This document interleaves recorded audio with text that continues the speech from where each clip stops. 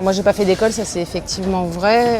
Après, moi, ce qui m'a intéressé sur le travail, c'était vraiment, j'avais sous-estimé complètement la quantité de travail nécessaire au projet. Et c'était vraiment tout à fait formateur pour moi de faire ça. La violence nue de l'exploitation. Un corps d'ouvrière, quand il vieillit, montre à tous les regards ce qu'est la vérité de l'existence des classes.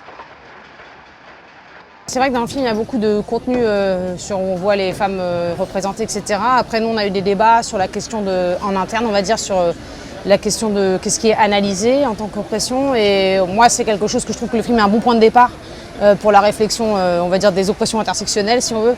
Voilà, après, moi, je trouve que ça ouvre sur qu'est-ce que ça veut dire d'être constituée en tant que femme, dans la classe ouvrière, blanche notamment là, et comment en fait être femme et ouvrière, d'après ce que j'ai compris et comment je comprends les choses, c'est en fait être à l'intersection quand même de deux types d'oppression, qui est une oppression des patrons sur les ouvriers, c'est-à-dire les patrons en fait ils peuvent via la plus-value accumuler de la richesse sur le travail des ouvriers, et une oppression de sexe où en fait les hommes peuvent profiter du travail gratuit des femmes à domicile pour eux utiliser leur liberté, par exemple même pour aller au bistrot, des choses comme ça.